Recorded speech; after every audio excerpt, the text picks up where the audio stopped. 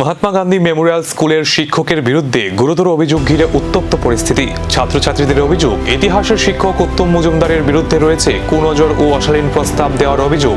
প্রতিবাদের শেষ পর্যন্ত রাস্তা অবরোধে সামিল হন পড়ুয়ারা। এই অভিযোগকে কেন্দ্র করে ক্ষোভ বাড়তে থাকে পড়ুয়াদের মধ্যে।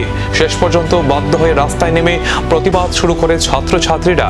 পরিস্থিতি ঘিরে এলাকায় তৈরি হয় চরম উত্তেজনা। কি বলছে ছাত্রছাত্রীরা, শুনুন। আমাদের স্কুলের বন্ধুরা এবং বড় দিদিরা ব্যাগ টাচ করে খারাপ কথাবার্তা কয়। তারপর কিছুদিন আগে প্রোগ্রাম ছিল, এই প্রোগ্রামের মধ্যে স্যারে আমাদের কালচারের যে মেয়েরা আসলে ডান্স করতে এসে তারা ড্রেস পরেছে, ড্রেসটা পরছে পরে স্যারে প্রোগ্রামের পরে স্যারে বাজে কথা কইছে। একটা দিদিরে কইছে যে পার্কে যাওয়ানোর লেগে কইছে, স্যারে এতটুকু বাজে কথাবার্তা কইছে স্যারে। তারপর আমরা দাদা আছে যে স্কুলের দাদা আছে, এই দাদারা অনেকেরই অনেক ছেলেরা বাজে কথাবার্তা কয়। উত্তম মজুমদার স্যার অনেক বাজে, অনেক বাজে।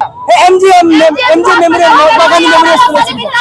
মানে বাজে চোখে দেখে মেয়েরা এমন ভাবে টাচ করে, মেয়েরা ফটো তোলার সময় মেয়ে টাচ করছে। আমি নিজে কইছি, আমি এর প্রতিবাদ চাই। স্যারে আনতে হইব, স্যারের স্কুলের মধ্যে স্যারে জানতে হইব, স্যারে ক্ষমা চাইতে হইব যে কে লিগে এমন ধরা করছে।